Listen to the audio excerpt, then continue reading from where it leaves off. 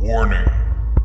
The following content may contain elements that are not suitable for all audiences. Viewer discretion is advised.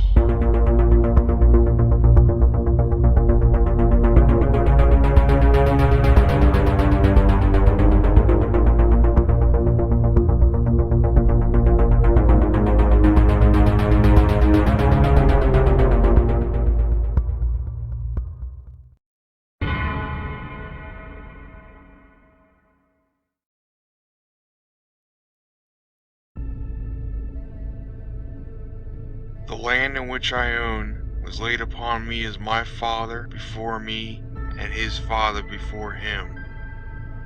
It provides my crops with a fairly sufficient amount of nutrients.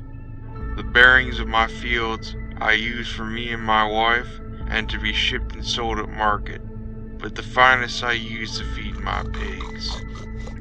Only the best for them. To me, they are much more than pig flesh.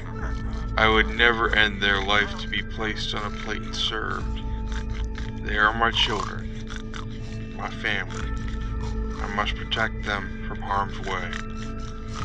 Each morning and each night of every day I spend with my family. I love my family, but sadly, my wife does not share these feelings.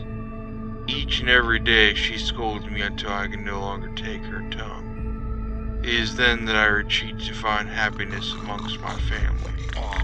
I talk to them of my troubles as I sit, cross-legged, observing their childlike behavior. It struck me as odd at first, to witness how they sat attentively around me. They would form a circle, ears turned to me in order to better hear my words. But over the years, I grew more accustomed to this ritual. Perhaps they view me as a sort of medicine man of their tribe. But I prefer to believe that they are my children, and I their father. The nights afterwards are always the same. It begins with the howling of my wife, demanding my speedy return to the house. Charles! Charles, get in here now! If you spent any more time with those darn pigs, I'd swear you turned into one. Once inside, the screams only worsen. Her cries are more horrid than that of a banshee could ever hope to achieve. As she stands there, eyes wide and glaring, I can say nothing. I can only recall the words of my father on my wedding day. Let nothing get in the way of family. His goal was to inspire me. It was only after she showed how cruel she could truly be that I could finally muster the courage to fulfill his wish. That morning I awoke to the sound of my wife calling my name softly from downstairs. Charles, Charles, breakfast is ready. She did not yell my name as she normally would, and this scared me more than her angry shouting ever did. I dressed as quickly and as clumsily as I ever done in my life, before exiting the bedroom and descending the staircase. At the bottom of the stairs, I was greeted by a kiss on the cheek. Morning, sweetheart. It was my wife. She smiled at me. It was something I had become unaccustomed to, and I didn't like it. I forced a smile in response, not wanting to show my distrust. She took my hand and led me to the dining room. When I entered the room, my heart sank at the sight of the horror that was in front of me. There, on a plate, in the middle of the table, was the body of a roasted pig. It wasn't just any pig. It was one of my pigs. One of my family. I did not cry, though I wanted to. I just stood there staring at the body of my deceased child. I hope you like roast pork. She said with a grin. She was obviously pleased with her deed. Why don't you join me? She said as she sat down. I slowly crept to the table, but I did not obey. I couldn't. Not this time. That was a member of my family, one of my children, served as a meal. I couldn't allow this to go any further. I had to do something. So I did what I feel like any parent would do in a moment like this. I picked up the body and held it close. I caressed my child and rocked him gently. "It's gonna be okay," I said to him softly. "It's gonna be okay." This made my wife's satisfied smile turn immediately into a hateful frown. She began to yell something, but the words never met my ears. I turned around and walked out of that room, taking my child with me in my arms.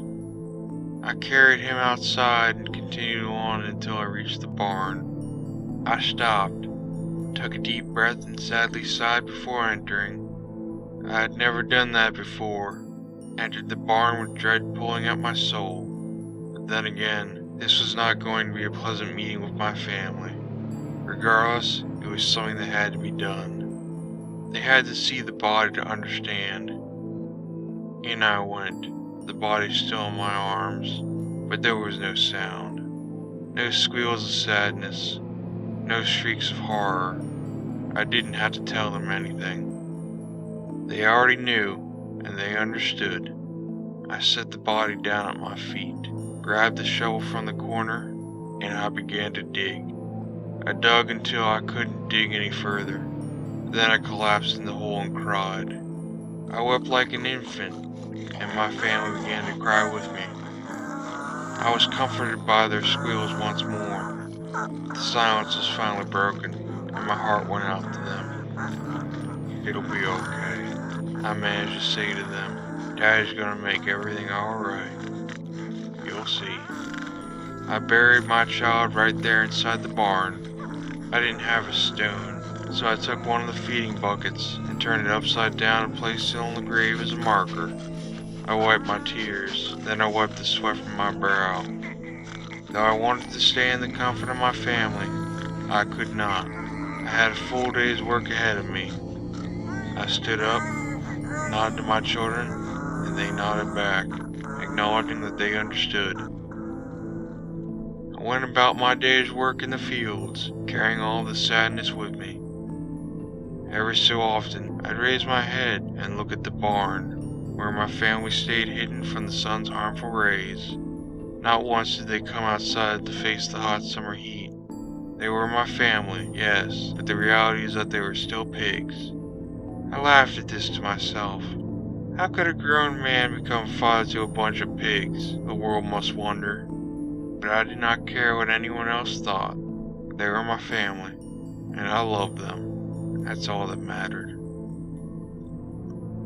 The day passed, and I returned to the house for the first time since that morning. I walked inside and saw that the dishes were not at the table. I then realized that I had not only missed eating that day, but I had not been hollered at by my wife and warning of our meal's preparation. Still, I was not hungry in the slightest, nor was I tired. I saw a figure walking up the staircase out of the corner of my eye. I knew that it was my wife, so I called out to her, but she did not stop. I'm going to bed, Charles, she said with a sigh. I don't care if you join me. "I'll be up shortly," was all that I could say to her. That evening when she retired for the night, I returned to the barn like I had done many times in the past. But this time I did not come in fear. Fear had no meaning to me at the time. What I felt was complete omnipotence. After grabbing my pitchfork, I made my way back to the house.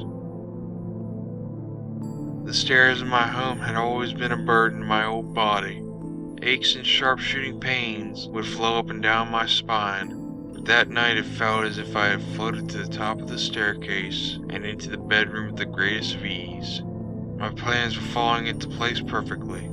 I entered the room and studied my wife's resting body. It was alien to me. She seemed so peaceful. I crept ever closer until I was looming over her. I was without sound in my quest. It was a shock to see her rise in such a fearful state. I had never seen such emotions at one time, fear and anger together as one. Then the screams began to flow. The noise echoed in my skull. It seemed as if they would never end. I closed my eyes tightly as I raised my fork ever higher above her person. I drove the prongs deeply into her flesh.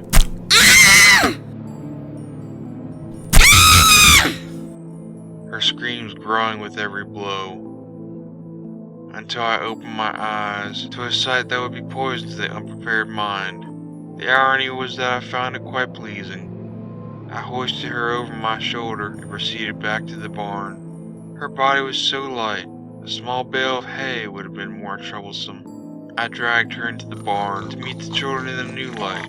They greeted her as politely as they would myself. I grabbed a nearby axe and began to separate her body into smaller segments.